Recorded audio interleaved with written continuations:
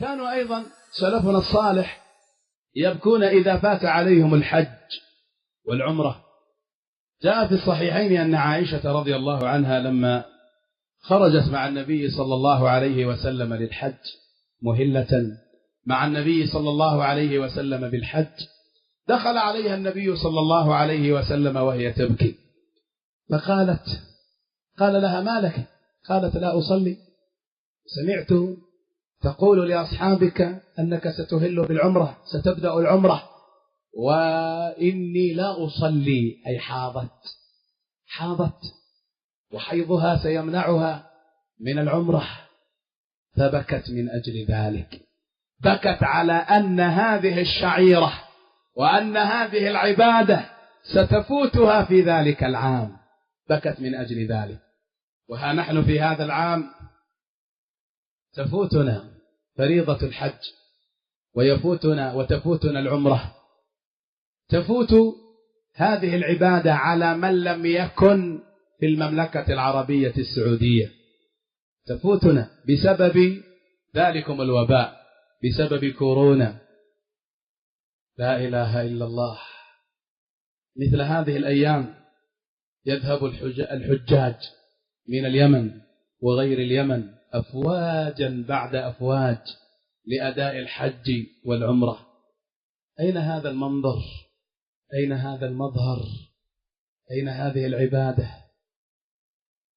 أين الحاج اليمني؟ أين بعثة الحج اليمنية؟ أين رحلات الحج والعمرة؟ حرمنا من ذلك يا عباد الله، حرمنا من ذلك. هنا نعرف حقيقة دموع عائشة رضي الله عنها، لا عتب عليها إذا بكت.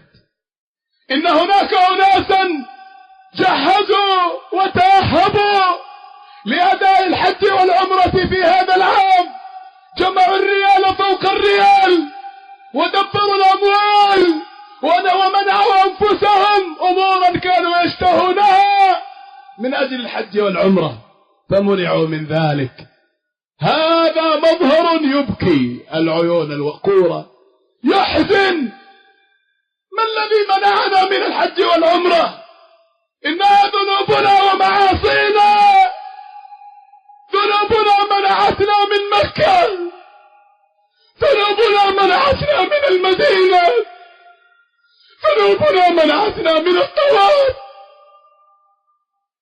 ذنوبنا منعتنا من الوقوف في يوم عرفة على عرفة، ذنوبنا منعتنا من صلاة هي ب100,000 صلاة ومن صلاة هي ب1000 صلاة، ذنوبنا منعتنا من تقبيل الحجر الأسود، ذنوبنا منعتنا من شرب ماء زمزم هناك، ذنوبنا ومعاصينا هي التي حالت بيننا وبين ذلك بسبب هذا الوباء والبلاء.